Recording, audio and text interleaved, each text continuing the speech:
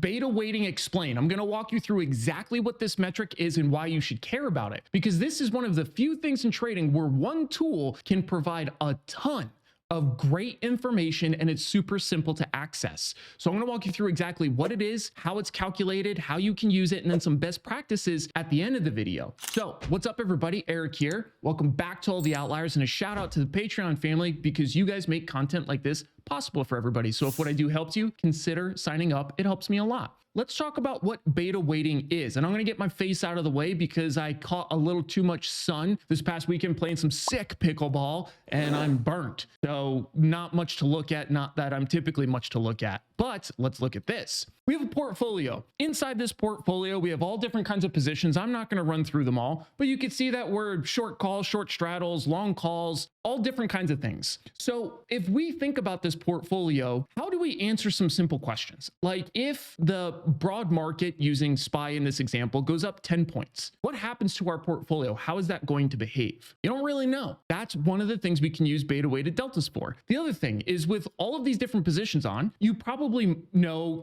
in aggregate, how much money you have out at a given point in time, but what's the notional value of the risk? Also don't know that, but beta weighting deltas will help you understand that. So let's take a look now at what these raw deltas are, and then we'll get into beta weighting them. What's a raw delta? It's just whatever you get from the options chain. Now, to be very clear, stock can also have and has delta. So if we take a look at this example down here where we're long 500 shares of AMC, that's long 500 deltas. But I kind of combine this one because it's a covered call and we have short 2 calls against it. So that takes our deltas down a little bit, that kind of thing. But these are just raw deltas. And why is this metric not good enough? Well, because it's a little misleading. In this case, if we take a look at this long, deep in the money calls in VIX, I didn't put any specific trade details, but I'm just pretending that these are plus 180 deltas. These are approximates. These aren't directly pulled from anything, but they're pretty close to give you a good idea. But in this case, we have something that's long deltas. However, VIX is typically inversely correlated to the stock market. So as you see in a second, this metric actually looks quite a bit different when it's put into the language of beta weighting deltas. So let's do exactly that. I'm going to slide up out of your way. So in the ThinkerSwim platform, this is super easy to do. If you don't use ThinkerSwim, I have no idea if your platform has it. A lot of them do. This is nothing novel. Most account managers use this tool because it's very simple. But if you do use ThinkerSwim, there's just this little thing under monitor activity and positions, position statement. There's a little box you could tick for beta weighting, and then you just type in whatever you want to beta weight against. That's one of the cool things about beta weighting actually, is that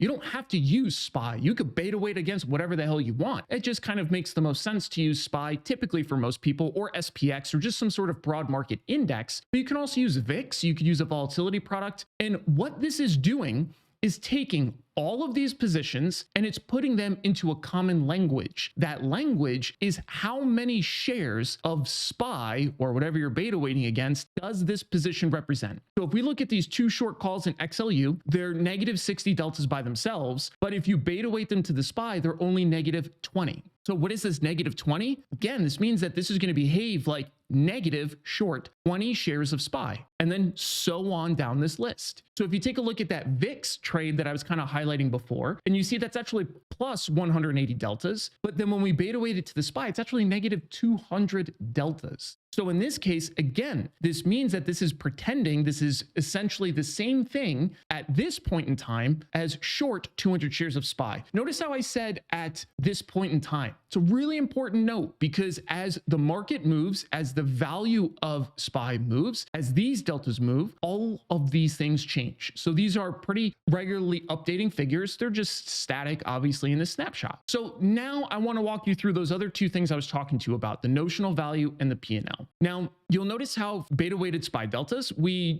have each individual position, so you can beta weight all of them, but then you can also summarize them. You could do totals. So right now, our portfolio is behaving like 300 shares of SPY. So with that information, you should already be able to calculate the answer to this question over here. But if you can't, don't worry. The only piece you need for this is whatever SPY currently is trading at. And in this example, I'm gonna use $430. So you can, with that detail, you can answer essentially this, you can answer this, and you can answer this. But if you're unfamiliar with it, let's talk about it. So when we look at something like notional value, all we're going to do is take the beta weighted deltas, and then we're going to multiply that by the current price of SPY. So in this case, like I said, I'm going to use SPY at $430, and these are the notional values for each of these trades, and then in the aggregate. So again, you can either do the math for each individual position, which, again, your platform typically will do this for you. So you can get a view of each individual position, but then you can also look at the aggregate. This is so useful because one, you get one-stop shop for your overall portfolio metrics. And to be clear, once you beta weight against the SPY,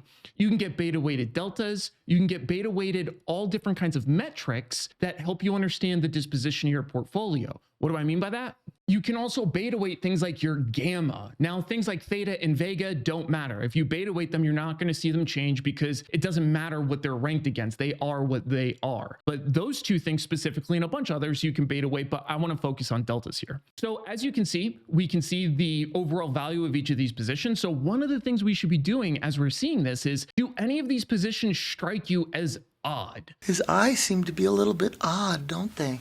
And again, this is all going to be completely predicated on your risk tolerance and the way you like to structure your portfolio. But the first thing that I see is this is a giant position in Northrop Grumman.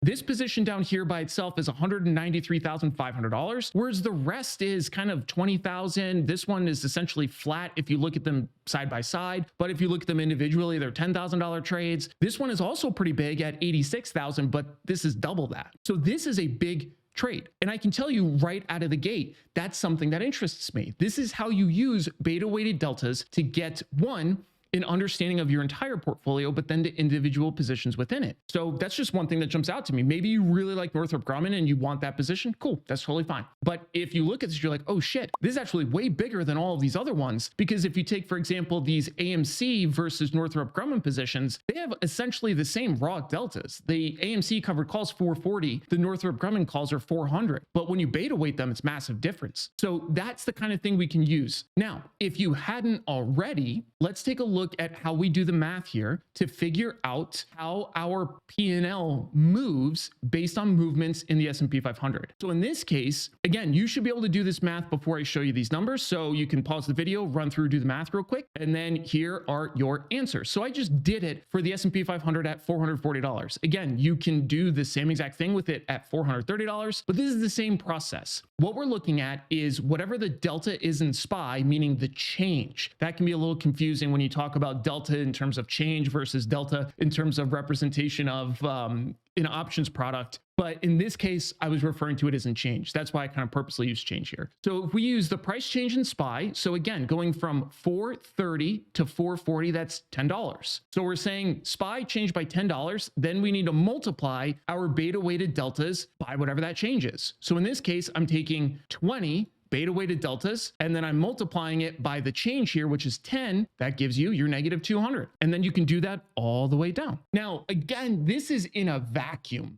because volatility is going to change. The deltas on things are going to change. So it's very rarely going to be this neat math where you see SPY move $10 and none of these other things change. But this is just to give you an idea of how this broadly works, because roundabout, this is what you would see, again, barring massive other changes in volatility or other products. But the main tool that you can derive from this, notional value for the positions, how those positions are correlated to the SPY, and then the notional size for the portfolio. So overall, this one tool gives you a ton of information.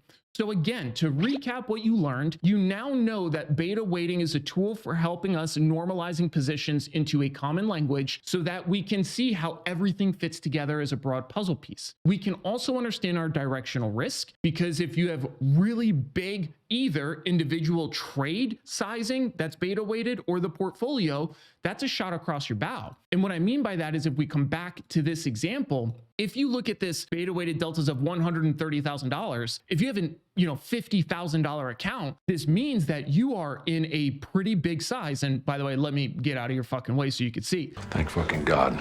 I'm referencing this down here. So if you see this $129,000 and that looks really big relative to your portfolio, let's say it's $50,000, that means that you're levered. You have more risk than you have capital in the account. Again, that might be part of your game plan, but that gives you a sense of your overall risk. But then again, you can also see if you have individual trades that are outsized compared to others. So the other thing you can grab here is the overall size of positions, but the correlation of them, because you can have things that by themselves, if you look at the raw delta, you might not actually fully understand how these things behave against one another. So like, for example, these short calls in XLU compared to SPX short straddle, this delta relationship from the raw deltas doesn't really tell us much. But if you look at the beta weighted deltas, you're like, oh, wait a minute, these essentially cancel each other out. Interesting. So the overall risk in the portfolio is quite different than what the raw deltas would lead you to believe. So this helps you get way more precise understanding the risk in your portfolio, mapping out what changes you need to make so that you are more effectively employing and protecting your capital. If you have any questions, as always, drop them in the notes below in the comments section. If you have anything else that you want me to cover, throw those suggestions in there too. Like, subscribe, be an outlier. I'll see you guys later.